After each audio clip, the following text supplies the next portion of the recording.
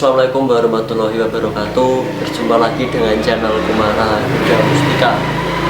Oke teman-teman, kali ini saya menuruti permintaan teman-teman yang menyaksikan channel Kumara Yuda Mustika. Karena kemarin saya beberapa waktu berkeliling ya buat nge-review barongannya punya teman-teman grup lain maupun teman-teman seniman lain, dan malah jarang buat nge-review koleksinya sendiri. Nah, oke, kali ini akan saya penuhi permintaan teman-teman. Akan saya review beberapa koleksi saya, tapi yang tidak akan semua saya review, hanya yang punya banyak histori yang akan saya review. Nah, oke. Mungkin teman-teman ada yang pernah bertanya ya, berapa total jumlah koleksi barongan punya saya. Sebelumnya saya mohon maaf, untuk totalnya sendiri saya tidak bisa menjawab. Mungkin teman-teman yang sudah sering main ke rumah saya ataupun pernah main ke sini mungkin bisa memperkirakan sendiri berapa kalau untuk totalnya, tapi tidak bisa saya sebutkan di channel saya. Jadi kalau mungkin ada yang pengen tahu, silahkan main ke sini saja, bebas. Nah, oke, kali ini akan saya review koleksi saya yang punya histori bagi saya, punya kenangan berharga buat saya pribadi. Nah, oke, ini di samping saya sudah ada salah satu koleksi saya. Nah, kenapa saya bilang ini punya histori yang spesial? Karena untuk saat ini merupakan barongan terlama yang saya punya. Ini dia barangnya. Ini terlama tapi bukan terkuno ya, karena untuk barang kuno sendiri saya punya beberapa koleksi yang buatannya tahun 80-an ke bawah. Oke, ini terlama yang saya punya. Oke, tapi sebenarnya bukan yang pertama, karena sebelum saya punya ini dulu tahun 2016 awal, saya sebelumnya sudah pernah punya barongan taringan warnanya putih. Dulu buatannya Mas Kodok Njiken. Dulu sebelum ini saya punya barongan taringan. Jadi waktu itu saya beli sangat murah sih, waktu itu hanya sekitar 700 ribuan, tapi ukurannya besar, 30 lebih. Tapi sekarang sudah dibeli. Sekarang posisinya sudah di Kalimantan, di grup Titisan Pecot sama Diman barangnya. Jadi itu punya saya yang pertama itu sebenarnya. Dulu perjuangannya luar biasa buat punya itu. Nah, setelah saya punya itu, kemudian ini yang saya punya. Jadi ini dulu diproduksi tahun 2016. Kalau jadinya ini dulu bulan Maret. Nah, uniknya barongan ini, selain punya histori sendiri buat saya, uniknya lagi barongan ini banyak sekali pengrajin-pengrajin terlibat di dalamnya. Gak cuma satu pengrajin, lebih dari 5 pengrajin. Akan saya ceritakan ya. Oke, waktu itu awalnya saya pengen punya barongan yang pakeman, karena waktu itu saya punyanya taringan gede itu yang sudah saya jual. Jadi waktu itu saya pengen punya pakeman. Nah, kemudian saya cerita-cerita sama Mas Yudi Tegal Gunung, Mas Yudi Santoso pengrajin. Nah, kemudian Mas Yudi cerita katanya habis dari rumahnya Mas Dwi Karya Njiken. Nah, dan cerita katanya punya mentahan itu barongan yang baru selesai diukir, jadi belum finish. Nah, kemudian waktu itu saya jujur belum kenal Mas Dwi, saya belum mengenal beliau, terus beliau juga mungkin belum mengenal saya. saya beranikan diri buat nginbox. Waktu itu nginbox FB kayaknya. Saya tanya, Mas, turunnya Mas Yudi jenengan kagungan mentahan. Terus Mas Dwi bilang, iya Mas. Nah kemudian saya tanya ke beliau, Mas dijual nggak? Nah beliau bilang katanya dijual, terus kita cocokkan harga. Besoknya kemudian saya ke sana sama Mas Yudi Santoso, kita berdua waktu itu, kalau nggak salah berdua. Nah waktu itu saya belum paham barongan itu yang bagus kayak gimana, kulitnya yang bagus dari apa, kayunya yang bagus dari apa, saya sama sekali nggak paham. Nah kemudian waktu itu kami ketemu di rumahnya pengrajin barongan Blora Senior Nyiken, Mas Purwadi. Saya, Mas Yudi, terus Mas Dwi ketemuan di rumahnya Mas Purwadi. Saya masih ingat waktu itu Mas Dwi masih bantu-bantu bikin barongan di rumahnya Mas Purwadi Nyiken. Nah jadi ini ukurannya 25. Waktu itu pun saya pun belum paham ukuran 25 itu seperti apa. Nah waktu itu posisinya barongan sudah diukir dan udah dicat. Terus Mas Dwi bilang kalau ini terbuat dari kayu loh. Saya pun belum paham waktu itu kayu bagus kayu apa. Karena barongan pertama saya justru dari kayu dondong waktu itu. Nah saya tuh baru paham kalau ternyata katanya barongan itu salah satu yang terbagus itu bahannya dari kayu loh. Nah kemudian saya ambil di rumahnya Mas Purwadi Nyiken. Mungkin waktu itu ya, di momen itu cukup jarang Mas Dwi mau jual dalam bentuk mentahan atau grand saja, atau mungkin bisa juga perdana ke saya jual dalam bentuk seperti itu. Nah saya pun masih ingat kata-kata Mas Purwadi Nyiken waktu itu bilang gini, aku seneng naik wong nem gelem belajar, apa meneh backgroundmu ora wong seni, kowe gelem belajar berkarya, belajar ngori-ngori kebudayaan Jawa, terutama barongan, aku seneng. Saya masih ingat betul kalimat itu. Terus setelah itu saya bawa pulang ukirannya bulan Maret 2016. Posisi saya belum bisa masang apa-apa, saya masang rambut belum bisa, apalagi masang kulit. Terus waktu itu saya sampai ke Nyiken, saya masih sampai ke Tegal Gunung. Saya masih ingat waktu itu Mas Yudi, karena dulu ini gigitannya, atau kita seniman nyebutnya patek barongan, gigitan tengah itu waktu itu ukurannya saya ngerasa kurang gede. Terus saya minta tolong Mas Yudi buat masang, buat digedein ukurannya. Terus sampai Tegal Gunung dibor, digedein. Posisi lagi waktu itu, terus waktu itu saya bingung nyari ijuk, karena waktu itu yang Blora Kota yang punya ijuk itu Mas Rudi pengrajin. Sekarang beliau kayaknya udah pensiun. Mas Rudi, posisi saya ke sana katanya ijuknya habis. Kemudian saya dapat info kalau di Ngawen ada yang punya ijuk dan juga bisa masang rambut. Nah akhirnya waktu itu saya minta tolong Mas Antogin New Singojoyo. Nah dari Mas Antogin kemudian saya diantar ke rumahnya Mas Karjo almarhum. Mas Karjo itu juga sesepuhnya Singojoyo.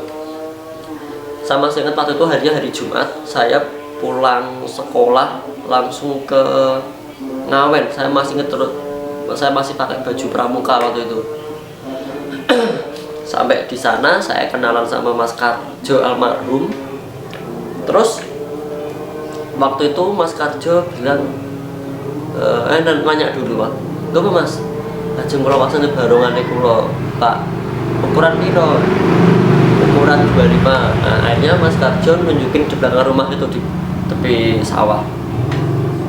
Ternyata ijuknya banyak banget. "Gede piro?"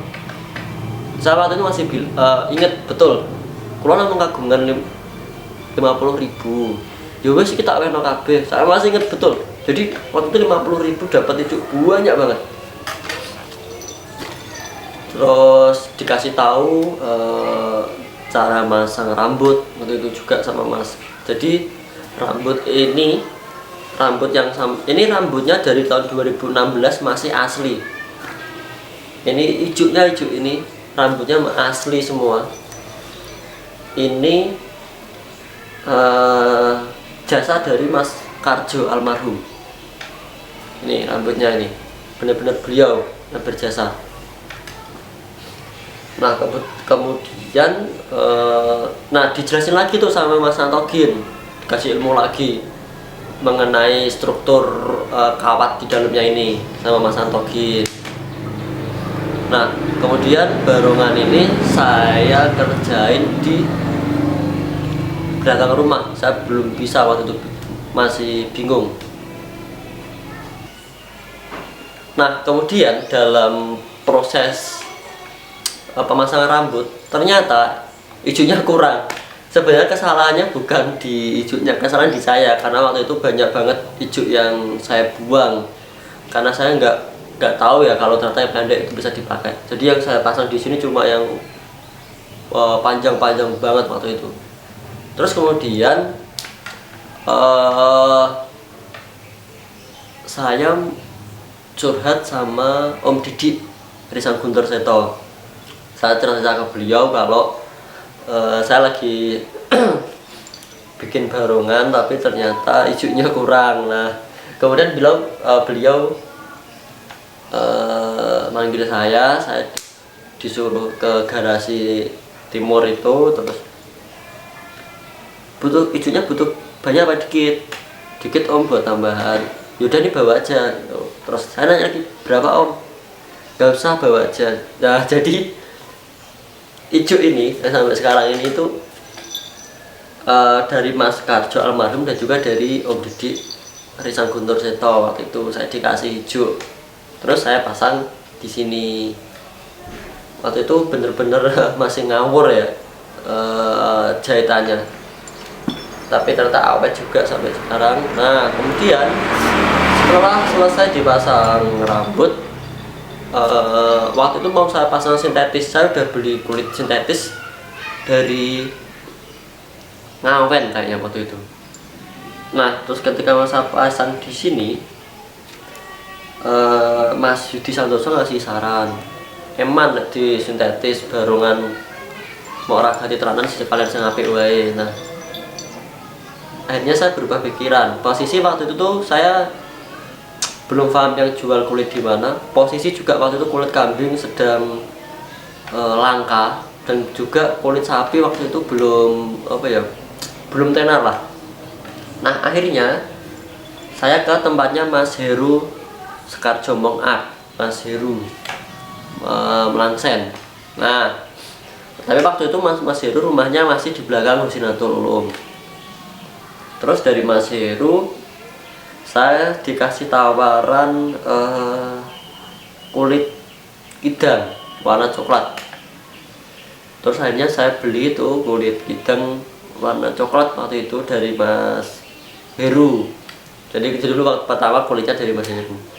Saya bawa ke rumahnya Mas Yudi Santoso lagi itu. Kemudian kulitnya dipasang oleh Mas Yudi Santoso.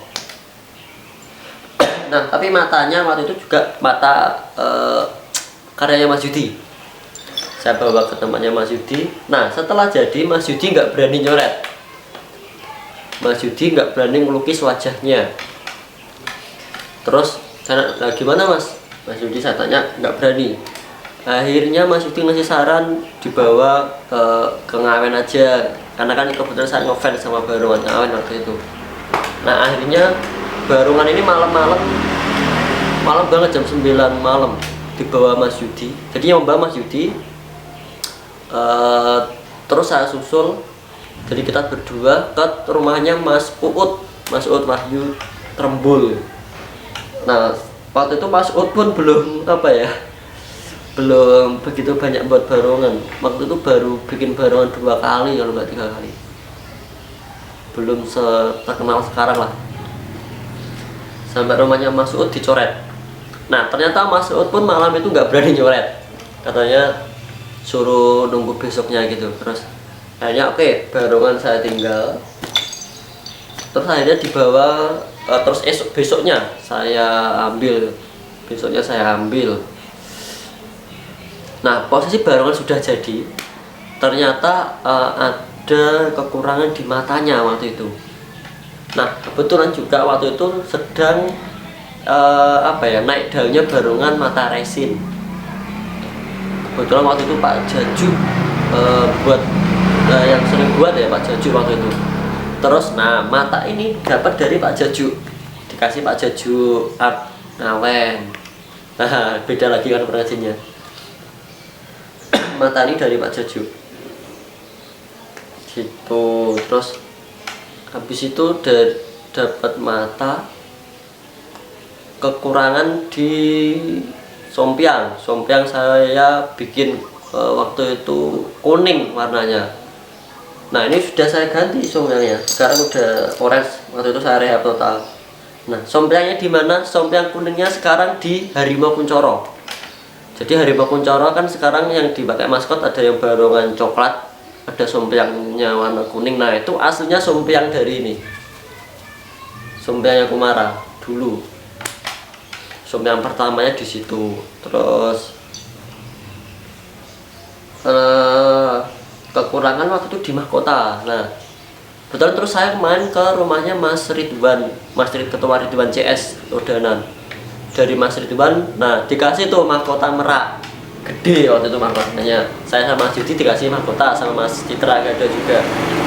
Mahkota saya pasang di sini. Waktu itu masih cuma merak, belum ada bulu-bulunya seperti ini.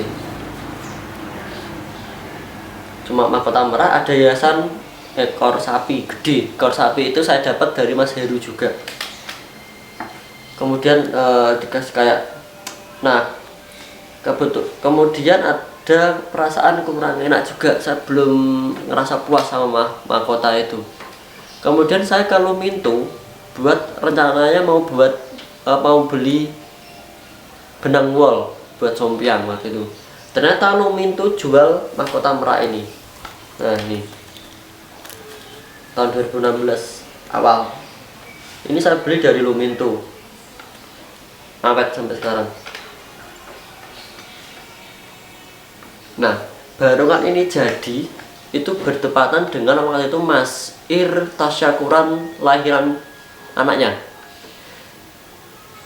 Ya Mas Ir sekarang yang punya kadak merak banyak itu. Saya dulu waktu di situ bareng waktu itu sama teman-teman seniman Seblora. Saya lupa nama grupnya waktu itu. Pokoknya tasyakuran di acaranya Mas Ir bertepatan dengan jadinya ini. Nah kebetulan kemudian barongan ini dipakai juga waktu 17 tahun berkarya di Sang Guntur Seto. Kemudian akhirnya seperti itu. Nah untuk pengalaman berkesannya sendiri barongan ini, kalau untuk luar event gede di Blora, Festival Barong Nusantara 2000 berapa ya, 2016 ini sudah ikut. FBN 2016 ini ikut. Kebetulan waktu ini dipakai Kecamatan Tunjungan, saya masih di RGS. Terus kemudian event-event gede, pokoknya udah lah, pembukaan Liga Futsal juga ini saya pakai. Pokoknya ada semua event gede Blora. Kalau keluar kota sendiri ini pentas perdananya waktu itu kalau luar kota dipakai di Kudus. Pentas di Kudus waktu itu yang ngejob Kiai Ahmad, orang Kudus. Nah Kudus pernah, terus Solo pernah saya pakai pentas di UNS. UMS sorry, saya pentas di UMS. Waktu itu syuting TV di situ di UMS pernah. Kemudian event apa lagi ya kalau yang gede ya, Semarang pernah juga ini. Terus waktu pernikahan putrinya Pak Widodo Singolodro juga bawa ini.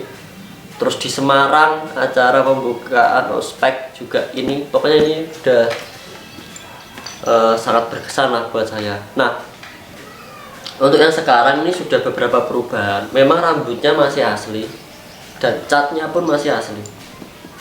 Ini cat masih asli, tapi sudah ada penambahan aksesoris. Di bagian atas ekor sapi saya ganti, yang putih ini kempol kambing. Oke. Kemudian yang coklat ini, yang coklat ini saya pakai suri kuda atau jambak kuda nih, yang coklat. Oh ya, tadi kelupaan ya. Ini giginya atas 6, bawah 8, karena taringnya di belakang. Waktu itu saya nggak mesan, memang dari Mas Dwi Karya seperti ini adanya. Jadi ini taringnya di belakang, yang bawah di belakang. Nah, hampir seperti mirip buatan Pak Jiman. Dan ini rambutnya pun panjang. Waktu itu panjang rambutnya aja hampir 2 meter. Yang belakang. Ini udah berubah perubahan ya. Terus kulitnya ini sudah 3 kali perubahan. Yang pertama tadi kulit kidang, tapi terus waktu itu mengalami kerontokan, saya ganti sintetis tahun 2000 berapa ya, 2019 mungkin, 2019 atau 18 saya ganti sintetis. Jadi yang kidang masih di dalam saya tumpuki sampai ke sintetis. Nah, kemudian 2019 akhir saya ganti lagi kulit yang sekarang ini. Nih, nggak usah saya sebutkan ini kulit apa, pasti teman-teman sudah tahu ini kulit apa. Dan ini di dalamnya masih ada kulit sintetis. Jadi ini numpuk 3, ada bidang, sintetis, dan yang terakhir ini. Nah, kemudian kenapa teman-teman nyebut ini namanya Kumara? Oke. Kumara itu saya temukan nama Kumara itu 2019. Jadi dulu apa ya, saya tuh sebenarnya cuma sekedar ngoleksi zaman dulu, cuma sekedar ngoleksi. Kita keluar kalau ada event-event atau ada lomba saja. Jadi memang waktu itu saya belum punya pikiran mau buat grup barongan.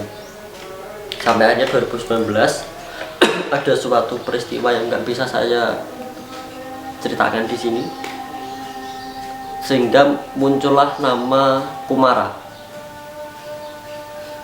Ada peristiwa nggak bisa saya jelaskan, muncul nama Kumara itu. Sebenarnya namanya nggak Kumara, ada namanya waktu itu Singo Kumoro Jati. Pokoknya ada suatu peristiwa. Nah, jadi kemudian barongan ini akhirnya dikasih nama Singo Kumoro Jati. Nah, jadi dulu namanya grup saya itu Sardulo Krida Mustika, tapi karena itu tadi ada peristiwa ajaib lah, jadi nama Sardulo saya ganti nama Kumara. Plus barongan ini juga nama Kumara hadir dari barongan ini Singo Kumoro Jati. Saya cuma ambil kumoronya saja gitu. Oh ya, ketinggalan tadi ya, ketinggalan. Dulu tuh ini ada kainnya, kain awal barongan ini dulu buatan Pak Jiman Gondang Ngawen. Dulu buatan Pak Jiman kainnya gitu. Jadi udah beda pengrajin lagi ya. Oke, tadi saya review barongan ini tahun 2016, jadinya tahun bulan Maret. Dari atas ya saya jelaskan tadi, rambutnya ini dari almarhum Mas Karjo Singojoyo, pengrajin Senar Ngawen beliau, dan juga dari Om Didik Risang Guntur Seto.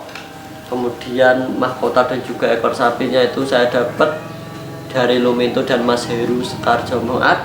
kulitnya dari Mas Heru waktu itu, tapi yang masang Mas Yudi Santoso, matanya dari Pak Jajuk, yang nyoret waktu itu Mas Uut Trembul.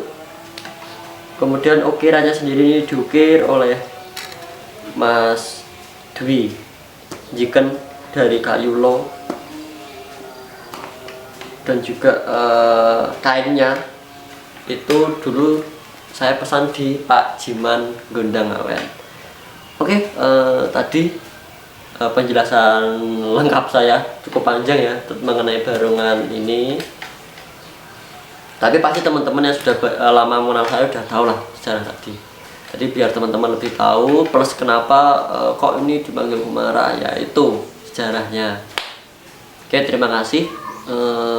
Mohon maaf apabila ada salah kata maupun salah perbuatan. Itu tadi hanya penjelasan sedikit, dan tidak ada yang saya ada-ada. Itu semua real tanpa rekayasa. Akhir kata, wabillahi taufiq wal hidayah. Wassalamualaikum warahmatullahi wabarakatuh.